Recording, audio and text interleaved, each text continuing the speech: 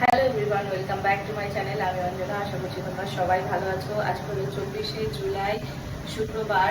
এখন বাজে বেলা প্রায় 12টা। আমি ব্লগটা এখন স্টার্ট করছি কারণ এখন আমি রান্নাঘরে রান্নাবান্না করছি। সকাল থেকে একটু বিজি ছিলাম। আর আজকে হচ্ছে উল্টো রথ, তো উল্টো রথের জন্য দু জায়গায় নিমন্ত্রণ। বড় পিসির বাড়ি তো আছেই, সোজা রথে তো যাইনি আমরা, মানে যেতে পারিনি। আর আজকে উল্টো রথে পাপিয়াদের বাড়িতেও নিমন্ত্রণ আছে খিচুড়ি প্রসাদের। ওরাও যেহেতু রথ বার করে, তো মানে উল্টো রথের দিন ওরা ওই খিচুড়ি ভোগ করে, সবাই আসে, ওদের বাড়ি নাম কীর্তন হয়।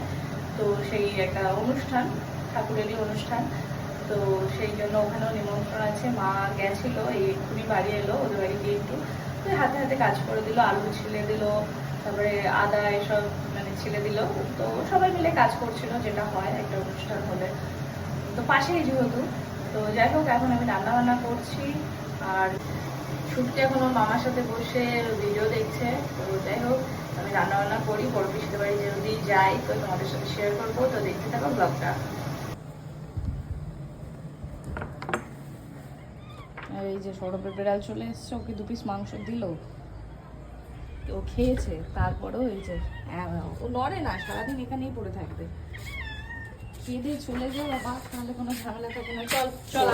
এই বিড়ালগুলো, সৌরভের বলতে এগুলো একটাও পোষা নয়, সবাই আশেপাশে থেকে অন্য কেউ বসে এবার এখানে থাকে, তো টুকটাক আসে, খেতে দেয়। ও আবার কুকুর বেড়াল এসব দেখলে খাওয়া দেয়, তো সেই খাওয়া দেয়, তো ওই থাকে আশেপাশে। এই জন্যই সব, তো এই জন্যই সব পোষা হয়ে গেছে এখানে। তো ওকে এখন একটু খেতে দিলাম। আবার আবার উনি আবার বাবু, উনি মানে ছোট ছোট করে টুকরো করে দিতে হবে তবে খাবে মাংসর। মাছেরও তাই, ছোট ছোট টুকরো দিতে হবে। তেল ডিম এগুলো খাবেন না, উনি শুধু মাছ খাবে, ভালো ভালো মাংস খাবে। সব আমাদের বাড়ি যারা পোষে, মানে যেগুলো আসে সবাই বড় লোক। কুকুর বেড়াল, আগে একটা কুকুর ছিল, সে ওরকম, সে মানে হঠাৎ উদাও হয়ে গেল, সে অন্য কোথাও চলে গেল, সেখান থেকে আর এলো না। তো এরকম যাই আমাদের বাড়ি আসে সব বড় লোক, তাদের সব বড় লোকই আর চিন্তা ভাবনা। তো যাই হোক চলো এখন রান্নাটা করি। সৌরভ এনেছে চিকেন, এখন চিকেন রান্না করবো। 1 কিলো মতো এনেছে। আজকে করেছি পেঁপে দিয়ে দেশি কই মাছ ঝোল। এই যে এগুলো দেশি কই, ছোট ছোট। আর এখানে আছে ভোলা মাছের ঝাল, একটু বড় সাইজের ভোলা। তো এই যে বেশ দাগা দাগা পিস আছে, মাথা আছে, একটু বড় সাইজই বাবা খাবে বললো, তাই।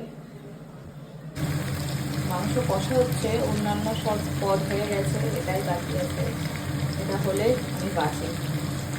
তো এই যে কষা কষা মাংস হয়ে গেছে, ঝোল করিনি, একদম কষা কষা পুরো। আবার কর, কেমন করছিলিস? কর না, কর কর না, ঢেপি রামায় আয় না, তুই একটু কর। ওই দাই দা,